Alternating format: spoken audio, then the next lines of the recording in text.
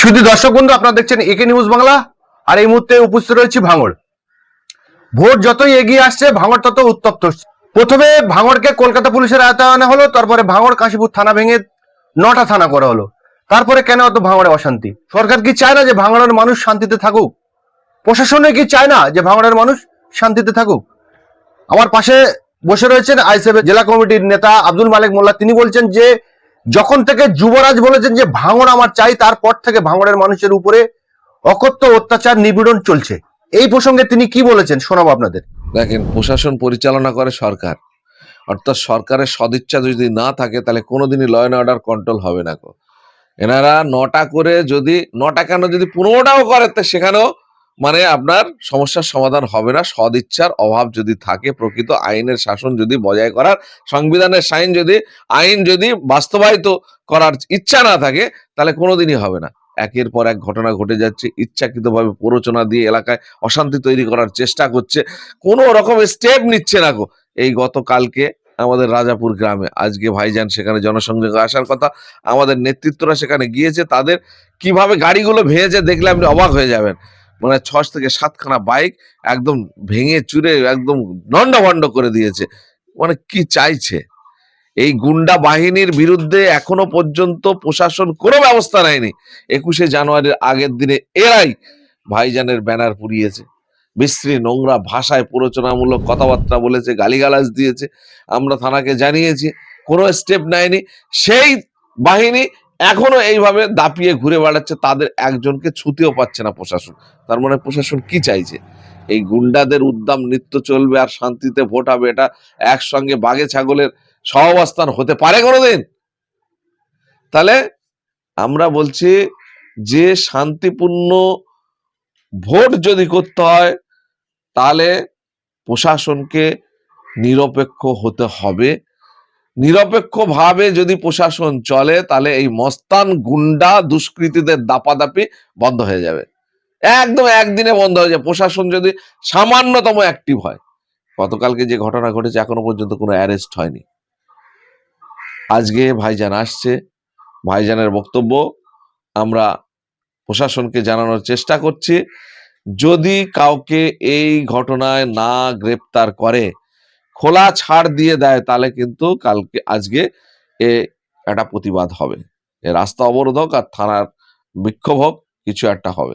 বর্তমানে যা ট্রেন্ড আমরা দেখতে পাচ্ছি যে শাসক দল যতই অন্যায় করুক, তাকে প্রশাসন গ্রেপ্তার করছে না, কোনো না করলে আপনাদেরকে ধরে মামলা দিয়ে দিচ্ছে। গত বললাম তো, এই তো একদিন আগে যে গাজীপুরে যে ঘটনা ঘটলো, ইচ্ছাকৃতভাবে গ্রামের মধ্যে গিয়ে রোজার সময় গালিগালাজ, বিশ্রী ভাষায়, নোংরা ভাষায় মানুষকে আক্রমণ করা, সাধারণ মানুষ বার হয়ে জনরোষ তৈরি হয়েছে। সেইটাকে ঘুরিয়ে আমাদের ছেলেদের সেখানে যারা ছিল না তাদের নামে কেস দিয়ে তাদেরকে অ্যারেস্ট করেছে 3 জনকে। রাস্তায় বাবু নিজে থানা থেকে বার হয়ে বিশাল কনভয় নিয়ে আসছেন। আমাদের কাছে খবর আছে, দোকানদার যারা দেখেছে তারা ভয় পাচ্ছে বলতে, ওনার গাড়ির থেকেই বোম বার হয়েছে। সেই বোম রাস্তায় রাখা হয়েছে, কিছু বোম ফাটানো হয়েছে। সাহেবের কনভয় থেকে, গাড়ির মধ্য থেকেই বার হয়েছে, যেটা আমাদের কাছে শোনা। আমরা এক্ষুনি নাম বলতে ভয় করছেন না, আমি কি বলছি এক্ষুনি, আমি তো আপনার করতে পারছি না, প্রমাণ দিতে পারছি না। কিন্তু যারা বলছে যে শওকত সাহেবের যে কনভয় ছিল তার মধ্যে থেকে বোম বার হয়েছে, ওখান থেকেই বোম বার করেছে, ওখানেই মারা হয়েছে, কিন্তু এক্ষুনি সে সাহস করে আসতে পারছে না, কারণ তার ব্যবসা বাণিজ্য নষ্ট হয়ে যাবে, এই গুন্ডা বাহিনী তার উপরে আক্রমণ করবে। সেই কারণ থেকে ভয় পাচ্ছে, যার কারণে প্রমাণ দিতে পারছি না। কিন্তু শোনা যাচ্ছে, খবরটা শোনা, প্রমাণ দিতে পারছি না বলে আমরা অথেন্টিক ওয়েতে এগোতে পারছি না। বলছি আপনি বলছেন বা আপনার দলের চেয়ারম্যান এবং ভাঙড়ের তৃণমূলের যারা শীর্ষ নেতৃত্ব আছে তারা বলছেন যে এখানে তৃণমূলের কিছু নেই। তাহলে তৃণমূলের কিছু নেই যখন তারা এসে গাড়ি ভাঙছে, গালাগালি করছে, আপনাদের মারধর করছে। তৃণমূলের কিছু নেই মানে তৃণমূলের সমর্থন নেই, তৃণমূলের ভোটার আস্তে আস্তে কমে যাচ্ছে, তৃণমূলের গুন্ডা মস্তান গুলো তো আছে। ভাঙড়ের কিছু আছে, সংখ্যায় যারা পয়সা কড়ি পাচ্ছে, যারা লুটে পুটে খাচ্ছে, যারা পঞ্চায়েত সমিতিতে আছে, যারা পঞ্চায়েত মেম্বারে আছে, যারা জোর করে ভোট না করে ওয়াক ওভারে যারা জিতেছে, মারধর করে লুট করে তাদের একটা অংশ তো তারা ইনকাম করছে, তারা তো আছে। আর আসছে আপনার পাশের বিধানসভা, আশেপাশের বিধানসভা থেকে বড় করে আনছে, আমাদের কাছে খবর আছে। জোর করে মানুষকে আনা হচ্ছে সেই সব জায়গা থেকে, না আসতে চাইলেও। আর সেখানকার কিছু লোকও আছে একেবারে তৃণমূল, যারা গুন্ডা মস্তান বাহিনী, যাদেরকে সরকার তল্লাই দিয়ে রেখেছে, তাদেরকে বিভিন্ন সুযোগ সুবিধা দিয়ে রেখেছে লুটপাট করার জন্য, তারা আসছে, তাদেরকে ব্যবহার করছে। আপনি যে মিছিলগুলো হচ্ছে, যে আক্রমণগুলো হচ্ছে, ভালো করে আপনি খোঁজ নিয়ে একটা একটা করে তল্লাশি করুন, দেখবেন কোথাকার লোক আছে। এই যে আপনারা যে অভিযোগ করছেন যে বাইরে থেকে বহিরাগত লোক এসে ভাঙড়ে অশান্তি করছে, ভাঙড়ের কিছু মানুষ, পেটেন্ট মানুষ আছে, তাদেরকে আপনারা চিহ্নিত করতে পারছেন? হ্যাঁ, নাকি ঘটনা কত চিহ্নিত করে নাম লিখে দেওয়া হচ্ছে, তাদের বিরুদ্ধে ব্যবস্থা নিচ্ছে না প্রশাসন। প্রশাসন- কত এফআইআর এর কপি দেখবেন, যাদের বিরুদ্ধে আমরা কমপ্লেনের কপি দেখবেন, যে কত নাম দেওয়া আছে। 10টা ছেলের বিরুদ্ধে যদি স্টেপ নেয়, ভাঙড় 1 নম্বর ব্লক পুরো শান্তি, সবকিছু হয়ে যাবে। শান্তিতে ভোট বলেন, শান্তির পরিবেশ বলেন, সবকিছু রেস্টোর হয়ে যাবে যদি 10টা ক্রিমিনাল এর বিরুদ্ধে স্টেপ নেয়। প্রশাসন নিতে পারছে না, সরকারের চাপ আছে ওপর থেকে, এরা দাপাদাপি করছে, সব জায়গায় মারপিট করছে, ব্যারাজ ছিঁড়ছে, গাড়ি ভাঙছে, বাড়ি ভাঙছে, তাদের উপরে কোনো স্টেপ নেই। কি শওকত মোল্লার অস্তিত্ব সংকটে আছে? শওকত মোল্লার সঙ্গে তো জনগণ নেই, কতদিন বড় করা লোক নিয়ে ঘুরবে, যার কারণে আতঙ্কিত হচ্ছে, যার কারণে নিজের বোম নিজে ফাটিয়ে মানে সরকারের কাছে দৃষ্টি আকর্ষণ করার চেষ্টা করছে করেই।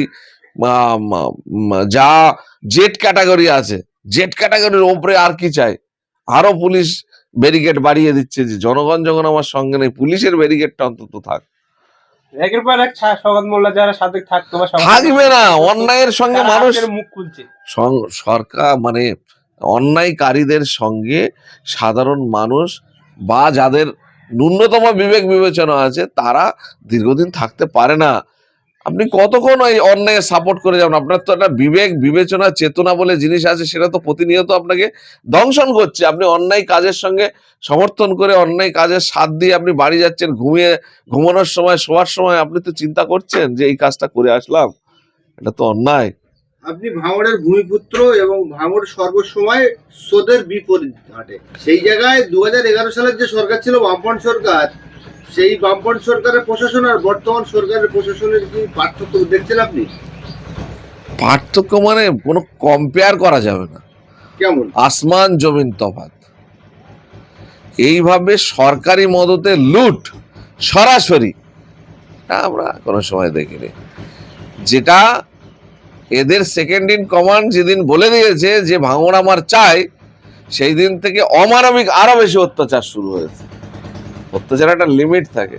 পঞ্চায়েত নির্বাচন যেভাবে করালো, এই ইতিহাস আমাদের, এই 50 বছর আমার বয়স, আমি আমার জীবনের কোনোদিন দেখিনি। এত ভোট দেখেছি যে বিডিও অফিসকে দখল করে সাধারণ যারা মানুষ, তাদেরকে ঢুকতে না দেওয়া, যারা নমিনেশন করতে চায় বিরোধীদেরকে একদম মেরে হাত পা ভেঙে গুড়িয়ে দেওয়া, নমিনেশনে ঢুকতে না দেওয়া, এই ধরনের ইতিহাস বিরল। ক্যানিং পূর্ব বিধানসভার পাশেই একদম মিনাকা ওইখানেও আপনাদের ফ্ল্যাগ বাধা নিয়ে একটা অশান্তি হয়, সেখানে টিএমসি আমি তো বলছি এরা আতঙ্কে আছে, এরা বিরোধী দলের ঝান্ডা দেখলে এদের মনের মধ্যে একটা আলাদা আতঙ্ক তৈরি হচ্ছে, সর্বনাশ করেছে বিরোধী দলের ঝান্ডা। তাহলে তো আর এমনিতেই সাধারণ মানুষের কানাঘুষো শুনছে যে এবারে তৃণমূলের অবস্থা কি অবস্থা। ওয়াকাপে আমার ঘরের সম্পত্তি, আমার বাপ দাদার পৈতৃক সম্পত্তি তুমি সরকারের পোর্টালে তুলে দিচ্ছ, 1 নম্বর খতিয়ানে তুলে দিচ্ছ। এখানে এসআইআর বুকের ওপর দিয়ে, মৃত লাশের ওপর দিয়ে যাবে বলে তুমি এসআইআরটাকে এনে এখানে শুরু করিয়ে দিলে। একটার পর একটা জনবিরোধী নীতি। রাস্তায় আজকে শিক্ষকরা কিভাবে হত্যা দিয়ে পড়ে আছেন নিজের জীবন পাত করে। স্কুলের পরিবেশ সম্পূর্ণ শেষ, আজকে পড়াশোনার পরিবেশ শেষ। স্কুলগুলোতে শিক্ষক নেই, স্বাস্থ্যকেন্দ্রগুলোতে মানুষ সকালবেলা গিয়ে লাইন দেয়, রাত্রের বেলা লাইন পায়। মানে কোনো রকম কোনো কিছু ডেভেলপমেন্ট নেই। শুধু 500 টাকা এই লক্ষ্মীর ভান্ডার দিয়ে মানুষের জীবনের সবকিছু সমস্যার সমাধান করা যায় না। কর্মস্থলটা সম্পূর্ণ সংকীর্ণ হয়ে যাচ্ছে। আমাদের এখানে একটা এমপি আছে সায়নী ঘোষ, তিনি ফিল্ম আর্টিস্ট, সিনেমা টিনেমা করে বেড়ায়। জনগণের পরিস্থিতি, জনগণের কোন কথায় কি হয় সেটা উনি অতটা আমার মনে হয় এখনো আয়ত্ত করতে পারেনি। তাই বলছে যে দিদিরা এখন লক্ষ্মীর ভান্ডার পাচ্ছে, দাদারা বলছে এসে কি 100টা টাকা দাও না তেল ভরে। তারে মানুষের মানে অর্থনৈতিক অবস্থাটা কোন করুণ জায়গায় নামিয়ে দিয়েছে এই সরকার, যে একটা পরিবারের উপার্জনকারী একজন ব্যক্তি, যার ইনকামের জোরে পুরো সংসারটা চলে, যার মানে আর্থসামাজিক ভাবে মাথা উঁচু করে দাঁড়ানোর জন্য যে রোজগারের জায়গা, সেই জায়গাটা সম্পূর্ণ জিরো হয়ে গেছে। এখন বউদের কাছে এসে 100টা টাকা চাইছে তেল ভরার জন্য, তার জিরো ব্যালেন্সে দাঁড়িয়ে না গেলে এই ধরনের জিনিস হয় না। তাহলে সেই রকম একটা জায়গায় এসে হাত পেতে মানুষ আজকে নিজের জীবন চালাচ্ছে, সেই জায়গায় এনে এই সরকার দাঁড়িয়ে দিচ্ছে। এইটা গর্বের সঙ্গে প্রকাশ করছে। যদি কোনো রকম ক্যালকুলেশন করার যদি ব্রেন থাকতো, সমাজে কি হচ্ছে সেটা যদি বোঝার ক্ষমতা থাকতো, তাহলে এই ধরনের বাক্য কোনোদিন ব্যবহার করতো না।